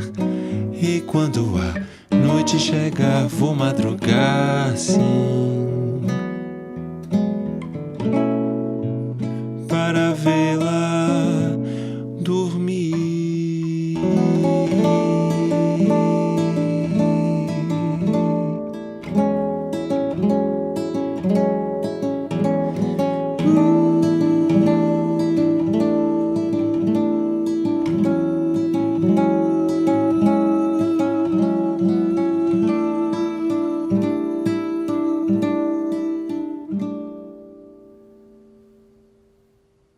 Estamos de volta com o Ian Lacerre. A gente está falando do mais recente trabalho dele, que a gente vai ouvir no final, só o mais recente single, chama-se Eu Vim Pra Cantar, que faz parte do disco Meu Único Medo é Primavera, que ele está lançando esse single, depois vai lançar outros singles no decorrer até o fim do ano, e o ano que vem lança completamente o álbum completo. Quantas faixas são no álbum, no próximo álbum? São 11 faixas. 11 faixas. E você está organizando já shows para esse disco? Você já está planejando? Já tem um planejamento? É claro que hoje em dia a gente fica fazendo planejamento, você viu o que deu lá na pandemia, né? Mas, bom, a gente não vai ter... Eu estou um pouco traumatizado, Colibri. Eu também. Marca tudo e depois dá tudo errado. Não, peraí. Mas por exemplo, o Atmo, por exemplo, eu fiz milhões de planejamentos, tinha show de lançamento, tinha tanta coisa que caiu tudo por terra, né? Mas isso não pode parar, a gente não pode parar de planejar. Claro. Eu pretendo fazer shows em Salvador e em São Paulo para o ano que vem. Eu acho que esse ano está um pouco corrido para realizar essas coisas. Vai ter o Verão de Salvador agora, que eu gosto muito, né? Dessa época do ano, tem as festas populares lá. Não é só você, né? Eu que não sou da Bahia gosto também, como é que... Meu terreiro. Então eu vou de DVS, eu vou trazer mais informações quando tiver com essas datas fechadas também, para não vazar. Mas eu estou planejando, sim, apresentações aqui em São Paulo, em Salvador e em Brasília também. Mas antes do carnaval, né? Porque agora começou já o baiano falando mais alto. É antes ou depois do carnaval que você vai fazer? Tudo antes do carnaval, é isso? Antes, isso. Porque tem aquele planejamento para depois do carnaval. O que aconteceu em 2020, né, curiosamente, foi assim, o pessoal que falou assim, bom, depois do carnaval eu vou lançar meu disco que está pronto. Aí veio a pandemia, o cara não conseguiu lançar, mas também foi, né? E o carnaval te influencia também? Você falou que você não gosta muito do clichê do baiano, daquele som, do axé. Você nem falou de axé, você falou do Ijexá e tal, mas tem aquela coisa, né? O cara é Eu baiano, amo ele o tem que... Ijexá, viu? Eu O Ijexá também. faz parte. Eu Não, sei. eu usei como exemplo no sentido pejorativo, porque eu vejo o carnaval ele é uma manifestação fundamental e a gente tem uma tradição do carnaval soteropolitano que é fantástica. Você está me ouvindo? Desculpa, eu troquei Tô, de tô, fone tô, só tô, para. tô ouvindo, sim. Pode falar. E eu acho que a gente, inclusive, tem que tomar as rédeas do Carnaval de Salvador mais uma vez, porque existiu essa indústria do axé que acabou crescendo demais. E no início era maravilhoso, né? Década de 90, 80, a gente tinha bandas e músicos incríveis, geniais, que faziam os arranjos. Isso tudo foi mudando assim, ao longo do tempo e a gente chegou em um momento que virou um evento puramente business. E perdeu-se, assim, eu acho, dentro do circuito do Carnaval, essa questão do popular estar participando mesmo da parte artística, né, e Até tudo aquele mais. negócio de Então, botar o pessoal fechado ali, como que tinha que pagar os para blocos, dos camarotes, tá? blocos, ficou uma coisa, né? Era muito mais espontâneo o carnaval, principalmente da Bahia. Aí começaram a botar só quem pagasse podia ficar ali num pedaço Sim. específico. O negócio ficou meio Pois esquisito. é, pois é. E virou uma espécie de apartheid, né, que você via até pela Isso. cor da pele das pessoas. Boa palavra, Pessoas boa palavra, boa palavra. e existe isso mesmo, isso é real, isso é um absurdo, isso é real e a gente tem que combater. Agora está tendo uma tendência de acabar com as cordas, que chamam, no As Carnaval cordas, da eu Bahia, estava esquecendo a palavra, mas, as cordas, isso mesmo. mas isso ainda está muito embrionário, esses movimentos, e eu espero o ponto que a gente consiga retomar aí os trios elétricos e as movimentações populares que são fundamentais, né, e carimbo assim, da nossa cultura. Né? A gente tem é um evento desde Dodô e Osmar, que eu vou chamar esse carnaval de eletrificado, já tem muitos anos, e é eu que tive a oportunidade, sou baiano, sou de Salvador, de pegar o circuito certo, vamos dizer assim, digo, existe ainda o carnaval, sabe? Existe a pipoca,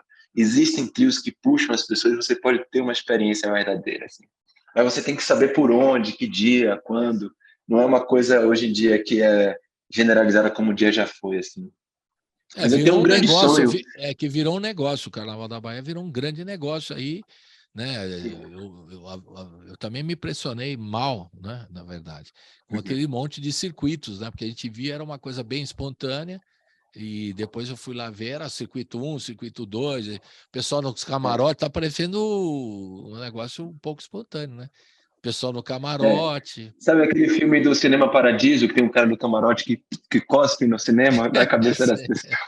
É exatamente essa sensação que dá, cara. Mas eu também acho que eu imagino que em breve, isso pode ser uma coisa até meio uma previsão, assim, mas eu acredito muito que a classe artística também de Salvador a gente dos artistas tem muitos lá, muita gente interessante. A gente vai retomar aos poucos aí esse movimento e vamos recuperar assim essa glória da energia do carnaval do povo mesmo, sabe? Isso vai acontecer. Eu já estou assistindo movimentações e a gente tem sede, existe uma demanda disso, sabe? Então, eu tenho um grande sonho de cantar no trio, ainda não tive essa oportunidade. Eu estou me preparando espiritualmente e psicologicamente para retomar assim, de poder ter essa oportunidade também. Assim. Agora, Ian, tem uma coisa que você está falando da Bahia e tal, e eu posso falar aqui de São Paulo, né? Antes da pandemia, a gente estava lá na rádio acompanhando, tinha o Carnaval de Rua de São Paulo, estava uma coisa maluca. 500 blocos, um negócio assim, como digo, né? Em São Paulo aqui essa loucura que você conhece bem aqui, você mora aqui, né? E é tudo superlativo. Então tinha antes de 2020, quer dizer, no Carnaval de 2020, um pouquinho antes da pandemia ali, tinha 400, 500 blocos já. Depois, claro que não voltou, né? Agora está se prevendo para esse ano que vem aí um número daqueles números 1000 absurdos. blocos. Sei lá, não sei, não vou dizer isso. Mas mudou muito até a característica do carnaval de rua de São Paulo, né? Muito forte. Não é que está se fazendo competição com Bahia, com o Rio, cada um tem com Recife, cada um tem a sua característica, né? Mas Claro. cresceu de forma E não vai assustadora, até a parar. palavra. Não vai Cresceu de parar. forma assustadora e muito legal, muito mais democrático. Você vê o samba o carnaval no sambódromo, tem que pagar. Então, na rua, uma coisa mais É de graça. democrática, de graça e tal. E o Eu que acho você viu? sensacional. Você chegou a acompanhar aqui algum carnaval? Que eu estou falando antes da pandemia, não? Já acompanhei, já passei carnaval aqui em São Paulo, é sensacional. Eu acho muito legal esse movimento, não acontece só em São Paulo, acontece em Minas Gerais também, em outros Minas também, locais, fiquei e sabendo. está crescendo o carnaval. E eu acho incrível, qualquer manifestação popular que acontece com esse quesito cultural, para mim, é muito bom, é ótimo, é político também. Né? É um momento que a gente pode ser o que a gente quer, que a gente quiser ser. E eu acho que é muito importante a gente ter esses momentos, né, de manifestação de massa nas ruas, assim. Eu estou a favor também de que não seja também um carnaval separado, como a gente falou.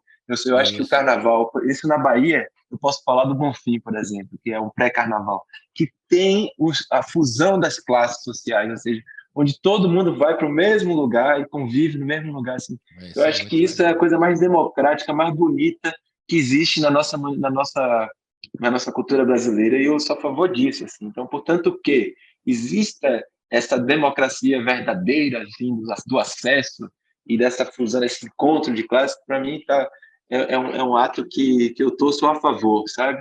Eu Legal. torço a favor. Eu torço por, na verdade. Carnaval sem cordas, né? Como você falou. Uma coisa bem mais, né, Exato. democrática. Muito legal. Vamos ouvir a última do Átimo, que chama-se Átimo, porque o disco chama-se Átimo e a música chama-se Átimo. Boa. Então fala um pouquinho do Átimo, pra gente ouvir. Essa canção tem um arranjo de Felipe Guedes, aquele músico que eu falei que me inspirou muito, de clarone, clarinete, flauta, e a música que fecha esse meu trabalho anterior, que dá nome ao disco, né? A faixa título. Então vamos ouvir. Átimo, roda.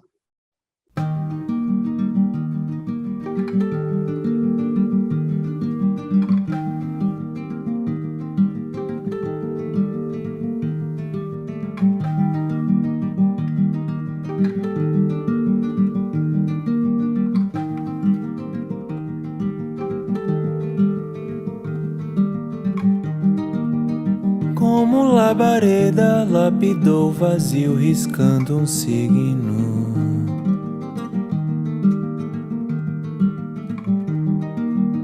De toda a beleza nasce a delicadeza de orvalho viril.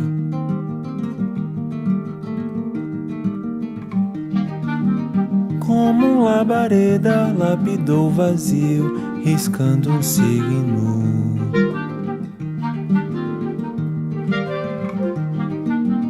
De toda a beleza nasce a delicadeza de orvalho viril que eu vi se desfazer.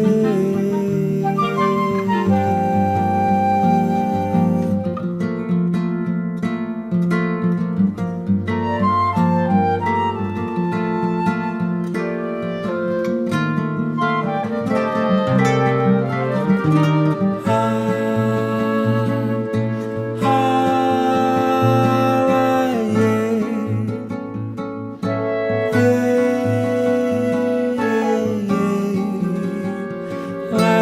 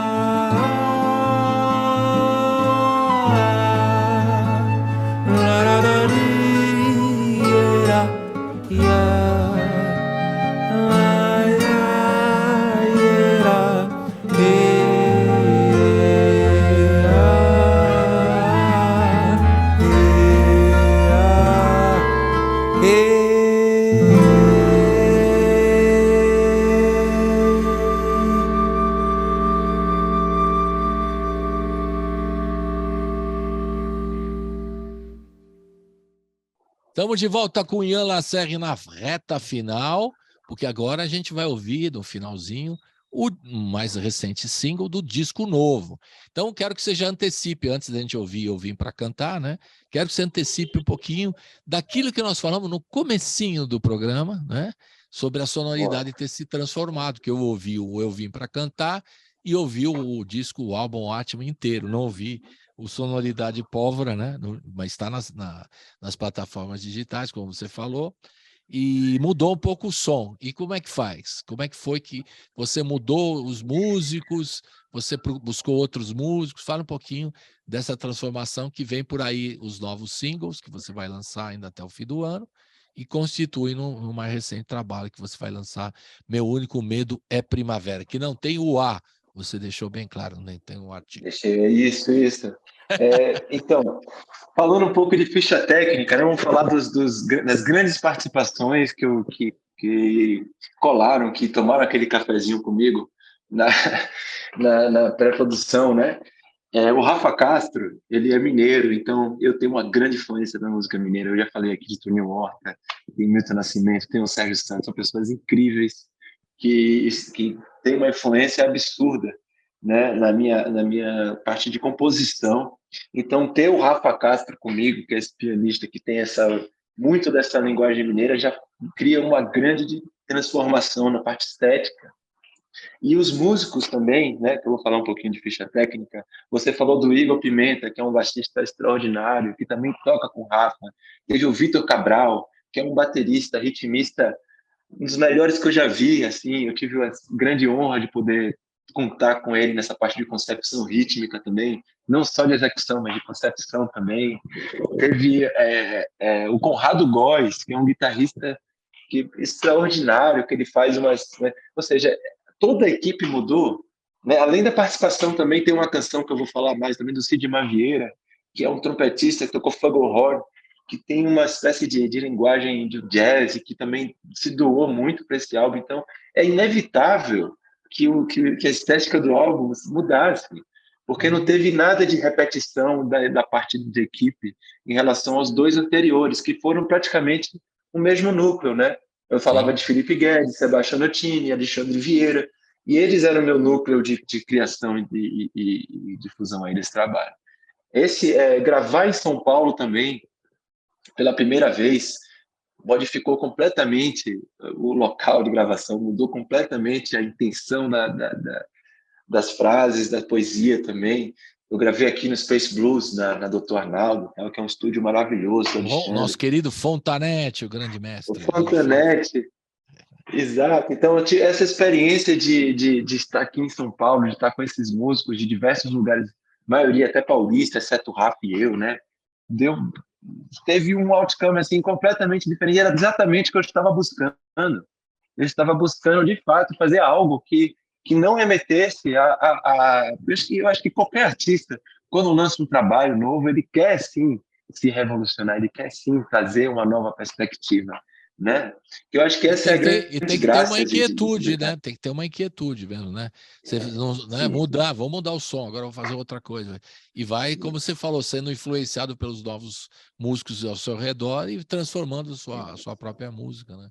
Evoluindo, né? Mudando de ares, né? Bem legal mesmo, isso é muito importante. Então, essa é eu acho que todas essas coisas que eu coloquei aí, essa mudança de equipe, essa mudança de localidade, fazem com que esse trabalho seja inevitavelmente diferente dos outros, de termos de sonoridade. Até meu próprio percurso enquanto artista também, né? Que a gente vai...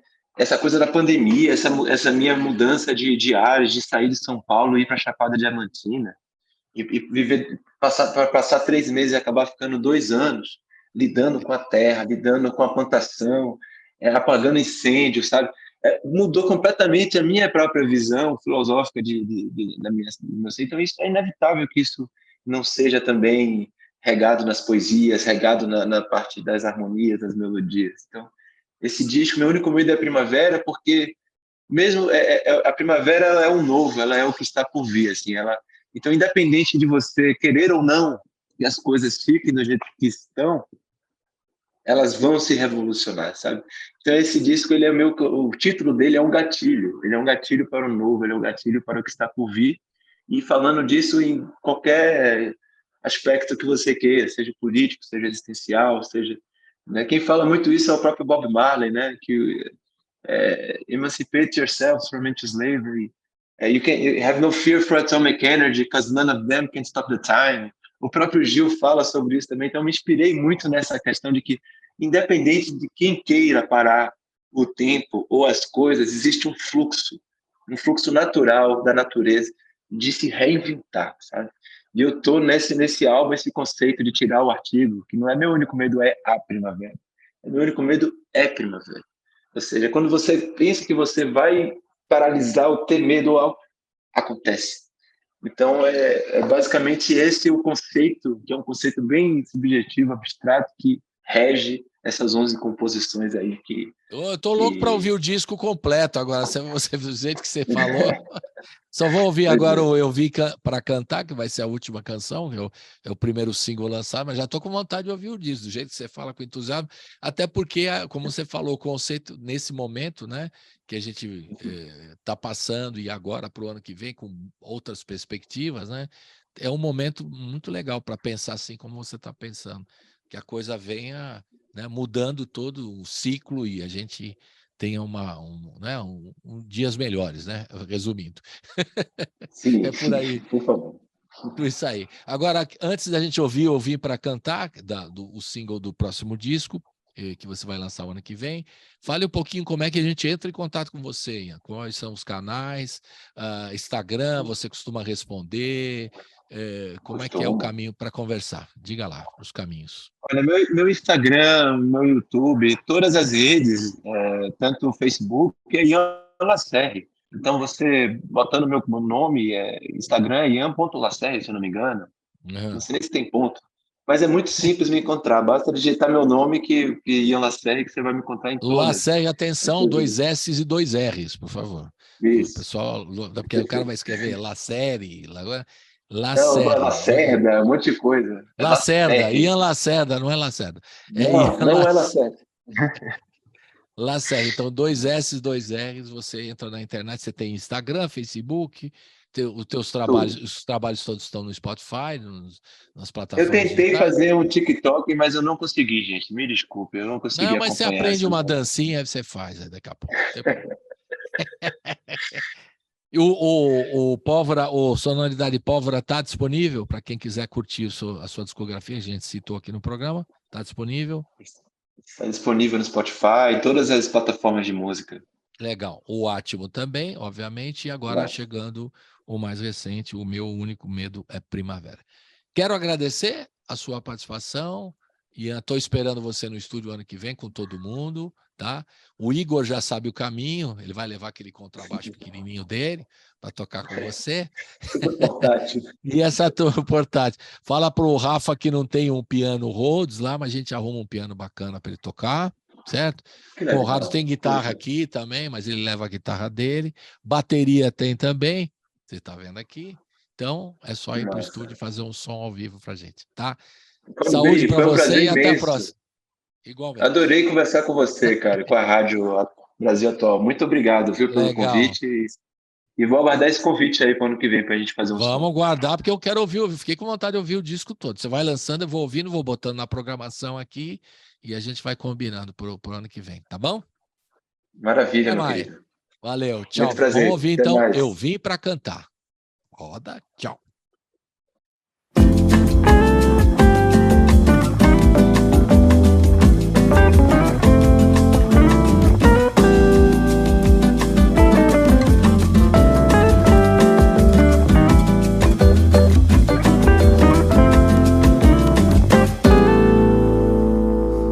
Canto porque nasci para cantar, servi para ser a voz contra o calar.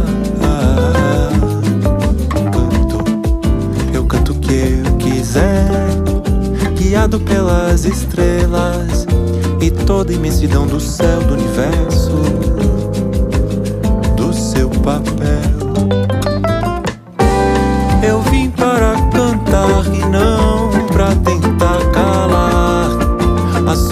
ideia ou alguma diferente da minha forma de ver. Eu penso que sou você e andamos pra algum lugar. Eu vim para cantar. Eu vim para cantar.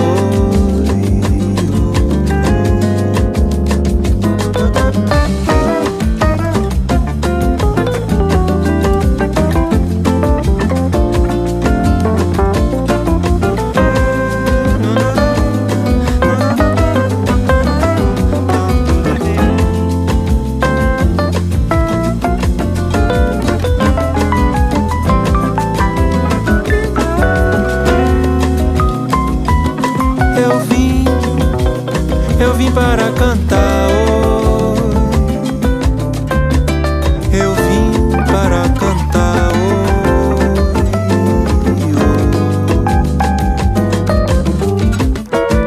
Eu vim para cantar, não pra tentar calar a sua ideia ou alguma diferente da minha forma de ver. Eu penso que sou você e andamos pra algum lugar. Eu vim para cantar. Eu vim para cantar.